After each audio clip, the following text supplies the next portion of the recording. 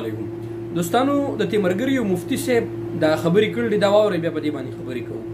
اکثر بری جمعات کې بری مخکې کې چې ناس اکثر دا منافقین دا صحیح او خاص کر دا سپینګری نه دا خو د ګوتو منافقین صحیح مشته به چې ولې استخلاړي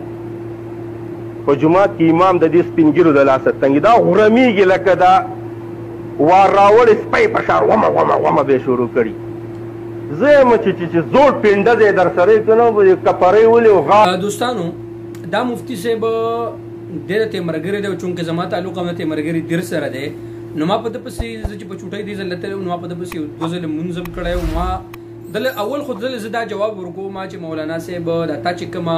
لهجه استعمال کړل د بوډاګانو باره کې نو ته وی چې دا ټول منافقان دي او دا مخ کې صفونو ترازی نو استاد دې خبرې جواب خدا دیته او سیاسي مولای تعالی دا سينو پکار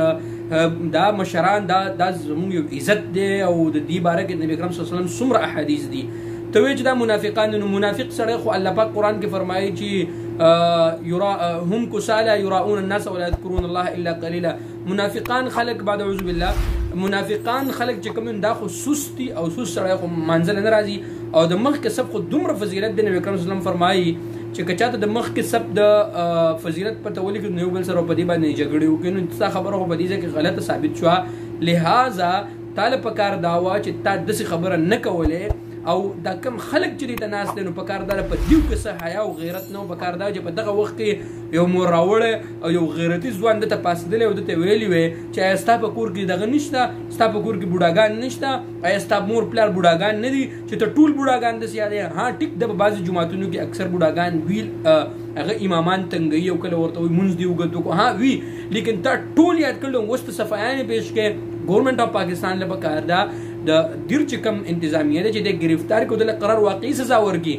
د کله د نبی اکرم صلی الله علیه وسلم په منبر باندې د کله کنځلي کوي دا جمعه د کنځلو د پاره ده د علماء کرامو لهجه خو بداسي چې هغه به رهنمایي کوي او هغه به لار نوجوانانو ته خي تعالی ځان ته ثاني بجلیګر لګي نو ته مولانا بجلیګر رحم الله تعالی سره الله منو ته خدا قدم ته نشه رسیدي تاسو په دې سیاست باندې بس سوې ما خو تعالی د سينو پکار ستاده وجنه اوس خلک په علماء کرامو بس خبرې کوي ستاده وجنه اوس خلک ټول علماء کرام یادي عوام ټول علماء کرام یادي داسې لهجه او داسې خبرې زوب د نبی اکرم صلی الله علیه وسلم په منبر باندې کوي علماء کرام داسې علماء کرام هغه چې او د چې کله په منبر باندې کینی نو بس کله به یو غره او کله برغه ته چې کله په منبر باندې کین د الله باندې د قران او حدیث خبره کوي حواله ورکوي وسی اوس په کار دا دوستانو چې په دې باندې موږ مهم وچلو چې آینده لپاره د الله د نبی منبر ته ونخیږي دا خو تا د نبی اکرم صلی الله علیه وسلم د جمعات او تا د منبر رسول صلی الله علیه وسلم توهین کړی دی لہذا انتظامیه له پکار ده چې د گرفتار کی او په دې باندې پابندي ولګي چې د چرته بیا منبر ته پرې نه دي. الله رب العالمین زموږ استاد حامي او ناصر شي.